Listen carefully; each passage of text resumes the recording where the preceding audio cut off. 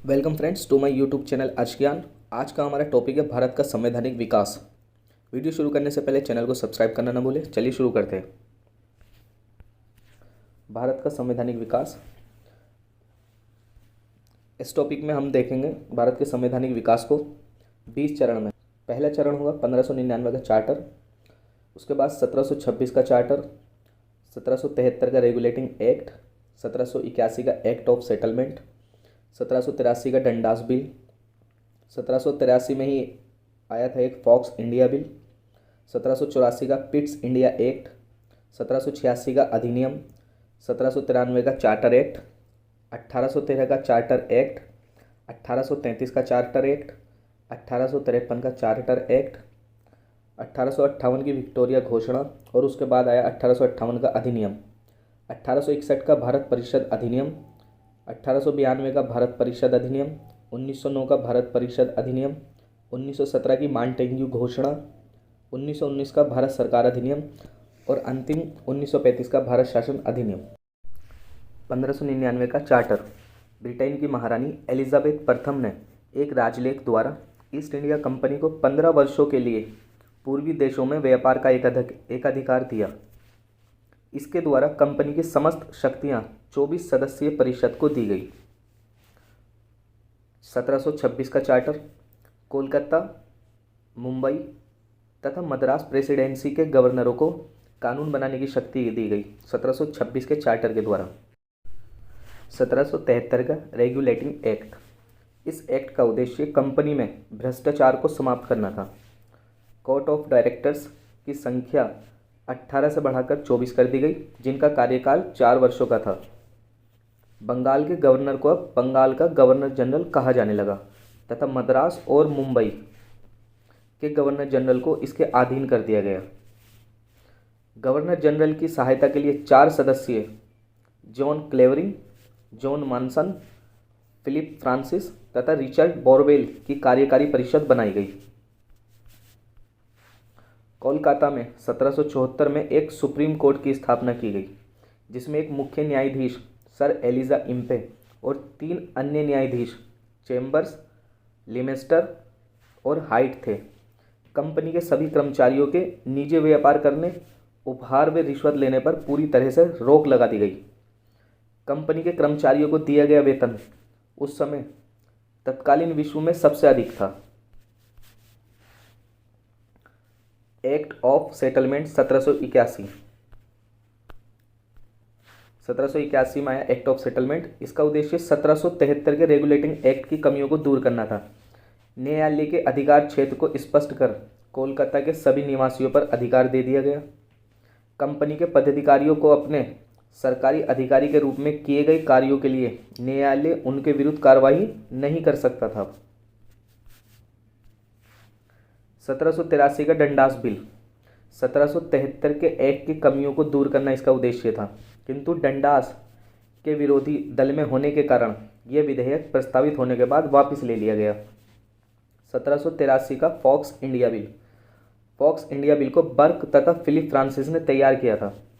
इस बिल का कंपनी ने पूर्ण रूप से विरोध किया, क्योंकि यदि ये बिल पारित हो जाता तो कंपनी एक राजनीतिक शक्ति के रूप में समाप्त हो जाती। हाउस ऑफ कॉमन्स में यह पारित होने के बाद यह बिल हाउस ऑफ लॉर्ड्स में पारित नहीं हो सका। लॉर्ड नॉर्थ तथा फॉक्स की मिली सरकार को, जो लॉर्ड नॉर्थ थे और फॉक्स थे, उनकी मिलीजुली सरकार को 18 दिसंबर 1783 को त्यागपत्र देना पड़ा। यह पहला व अंतिम अवसर था जब कोई ब्रिटिश सरकार भारतीय मामले पर गिर गई। इसके बाद जनवरी 1784 में यंग पिट प्रधानमंत्री बना। Pitt's India act 1784। इस एक्ट का उद्देश्य ब्रिटिश संसद द्वारा कंपनी पर अपने प्रभाव को और अधिक मजबूत करना था। नियंत्रण मंडल, बोर्ड ऑफ कंट्रोल। इस एक्ट द्वारा 6 सदस्यीय नियंत्रण मंडल का गठन किया गया। भारत के प्रशासन के बारे में निरीक्षण, निर्देशन तथा नियंत्रण संबंधी अधिकार इस बोर्ड ऑफ कंट्रोल को दिए गए। बोर्ड ऑफ कंट्रोल का मुख्य कार्य कोर्ट ऑफ डायरेक्टर्स की नीति को नियंत्रित करना था। इन 6 सदस्यों में 2 पदेन सदस्य विदेश मंत्री व वित्त मंत्री के अलावा 4 प्रीवी काउंसिलिंग के सदस्य होते थे। जिनकी नियुक्ति व पदमुक्ति का अधिकार ब्रिटिश सम्राट को था। कंपनी के वाणिज्य संबंधी विषयों को छोड़कर सभी सैनिक, असैनिक तथा राजस्व संबंधी मामलों को इस नियंत्रण मंडल बोर्ड ऑफ कंट्रोल के अधीन किया गया। कोर्ट ऑफ डायरेक्टर्स के लिए बोर्ड ऑफ कंट्रोल के आदेशों का पालन करना अनिवार्य कर दिया गया। इस प्रकार इस एक्ट द्वारा सर्वप्रथम कंपनी के व्यापारिक एवं राजनीतिक गतिविधियों को एक दूसरे से अलग कर दिया गया। एक्ट द्वारा संचालक मंडल में से 3 सदस्यों की एक गुप्त समिति गठित की गई, जिसका कार्य भारत में गोपनीय आदेश पारित करना तथा ये आदेश अन्य संचालकों को नहीं बताए जाते थे। पिट इंडिया एक्ट 1784 द्वारा द्वैध शासन की शुरुआत हुई। एक कंपनी के कोर्ट ऑफ डायरेक्टर्स को तथा दूसरी ब्रिटिश संसद के बोर्ड ऑफ कंट्रोल की। द्वैध शासन व्यवस्था 1858 तक जारी रही। 1853 में बोर्ड ऑफ कंट्रोल को समाप्त कर भारत परिषद का गठन किया गया। बोर्ड ऑफ कंट्रोल के अध्यक्ष को ही भारत सचिव बनाया गया। बोर्ड ऑफ कंट्रोल का अध्यक्ष ब्रिटिश मंत्रिमंडल का एक सदस्य होता था। इस एक्ट द्वारा गवर्नर जनरल की परिषद के सदस्यों की संख्या 4 से घटाकर 3 कर दी गई। एक प्रधान सेनापति को पदेन सदस्य के रूप में शामिल किया गया। अब अगर परिषद में एक सदस्य भी गवर्नर जनरल के पक्ष में होता तो ये वीटो द्वारा अपनी बात मनवा सकता था। पिट्स इंडिया एक्ट में यह प्रावधान किया गया कि भविष्य में केवल पहले से चुने गए सेवक ही गवर्नर जनरल की काउंसिलिंग के सदस्य नियुक्त होंगे। मद्रास व बम्बई की सरकार के लिए बंगाल सरकार के आदेश का पालन अनिवार्य कर दिया गया। गवर्नर जनरल तथा गवर्नरों को नियुक्ति संचालकों द्वारा दी जाती थी, किंतु उन्हें वापस बुलाने का अधिकार इंग्लैंड के सम्राट को दिया गया। गवर्नर जनरल की नियुक्ति के लिए संचालकों को सम्राट से अनुमति लेना आवश्यक था। गवर्नर जनरल व उसकी परिषद बोर्ड ऑफ कंट्रोल की अनुमति के बिना कोई युद्ध अथवा संधि नहीं कर सकते थे। युद्ध अथवा संधि करने से पहले गवर्नर जनरल व उसकी परिषद को बोर्ड ऑफ कंट्रोल की अनुमति लेना आवश्यक था। पिट्स एक्ट द्वारा भारत में आक्रामक युद्धों को समाप्त कर दिया गया तथा जो प्रतिभूति गारंटी की संधियां कर्नाटक तथा अवध जैसे भारतीय राजाओं के साथ की गई थी उन्हें भी समाप्त कर दिया गया। इस एक्ट द्वारा भारतीय वित्त पर गवर्नर जनरल को नियंत्रण दिया गया। नियंत्रण मंडल बोर्ड ऑफ कंट्रोल का अध्यक्ष किसी के प्रति उत्तरदायी नहीं था। नियंत्रण मंडल के अध्यक्ष को ब्रिटिश संसद के सामने ही अपना हिसाब रखना पड़ता था, क्योंकि बोर्ड ऑफ कंट्रोल का अध्यक्ष ब्रिटिश संसद के प्रतिनिधित्व करता था।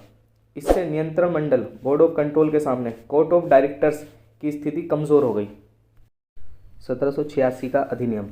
इस अधिनियम का उद्देश्य लॉर्ड कॉर्नवालिस को बंगाल के गवर्नर जनरल पद के लिए तैयार करना था। इस अधिनियम द्वारा मुख्य सेनापति की शक्तियां गवर्नर जनरल में निहित कर दी गई। गवर्नर जनरल को अधिकार दिया गया कि वे अपने उत्तरदायित्व पर अपनी परिषद के निर्णयों के विरुद्ध कार्रवाई कर सकता था। 1793 का चार्टर एक्ट। 1793 के चार्टर एक्ट द्वारा कंपनी के व्यापारिक अधिकारों को 20 वर्ष के लिए बढ़ा दिया गया। मुख्य सेनापति को गवर्नर जनरल की परिषद का पदेन सदस्य होने का अधिकार समाप्त हो गया। यदि गवर्नर जनरल बंगाल के बाहर जाता तो उसे अपनी परिषद के असैनिक सदस्य में से किसी एक को उप प्रधान नियुक्त करना होता था। नियंत्रण मंडल बोर्ड ऑफ कंट्रोल के सदस्यों व कर्मचारियों को वेतन भारतीय राजस्व से दिया जाने लगा। यह व्यवस्था 1919 तक जारी रही। 1919 में भारत परिषद व भारत सचिव का वेतन वे खर्चे ब्रिटिश कोष से दिए जाने लगे। 1813 का चार्टर एक्ट। 1813 के चार्टर एक्ट द्वारा कंपनी के भारतीय व्यापार के एक अधिकार को समाप्त कर दिया गया। फिर भी चाय व्यापार व चीन के साथ व्यापार पर कंपनी का एक अधिकार बना रहा। इस एक्ट में भारत में अंग्रेजी साम्राज्य की संवैधानिक स्थिति पहली बार स्पष्ट की गई।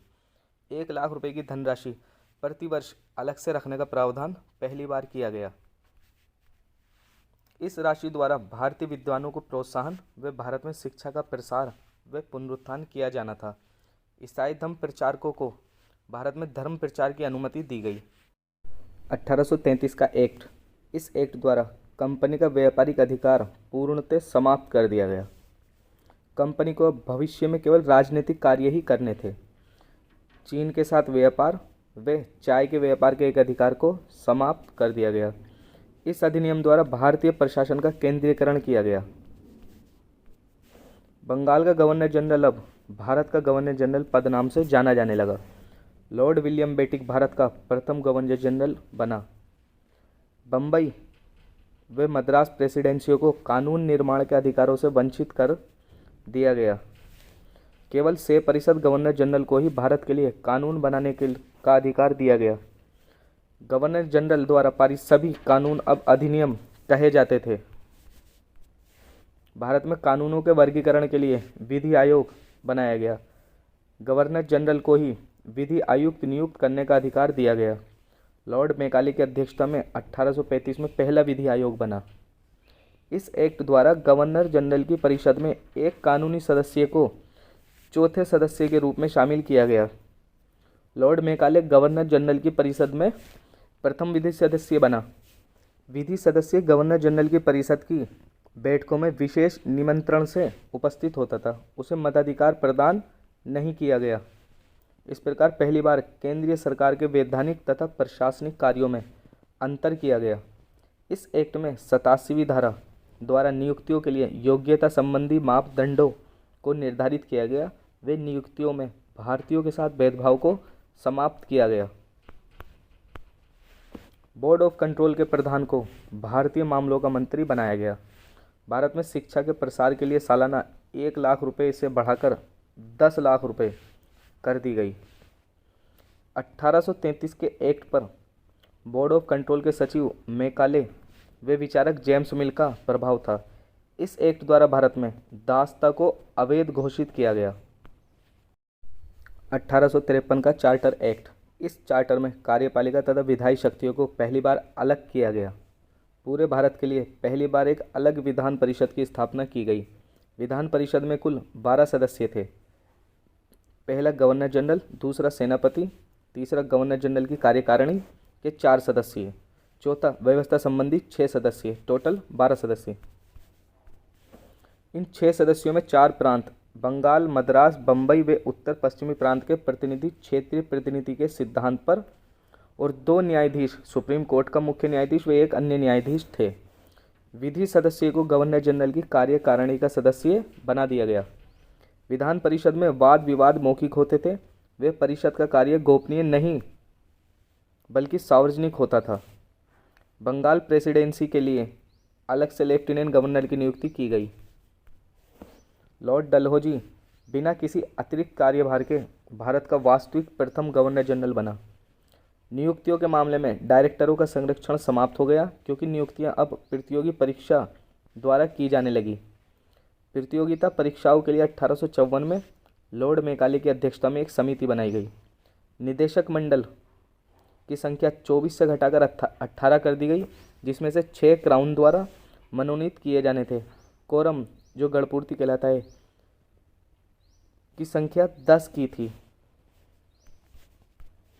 इस एक्ट में कहा गया कि ब्रिटिश क्राउन इंग्लैंड में एक विधि आयोग नियुक्त करे जो भारतीय विधि आयोग द्वारा भेजी गई रिपोर्टों व कानूनों का निरीक्षण कर सके तथा विधान बनाने के लिए सिफारिश करे।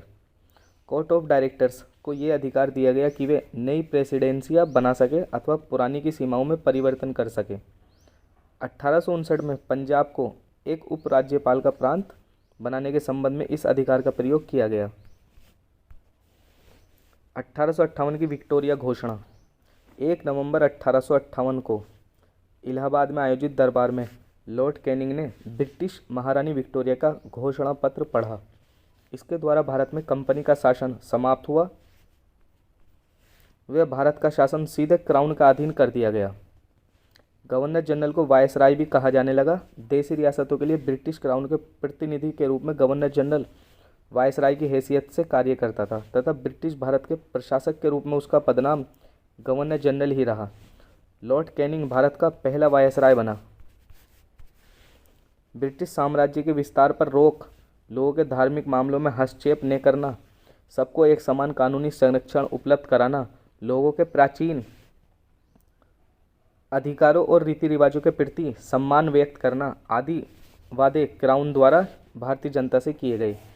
कंपनी द्वारा भारतीय रियासतों से किए गए सभी समझौतों व संधियों का सम्मान किया जाएगा। भारत में नियुक्तियां अंग्रेज़ों तथा भारतीयों के लिए शिक्षा तथा योग्यता के आधार पर खोल दी गई। सो फ्रेंड्स, इस वीडियो में बस इतना ही। नेक्स्ट वीडियो में हम 1858 के अधिनियम से 1935 का भारत शासन अधिनियम तक कवर करेंगे। So thanks for watching this video. मिलते हैं नेक्स्ट वीडियो में। हैव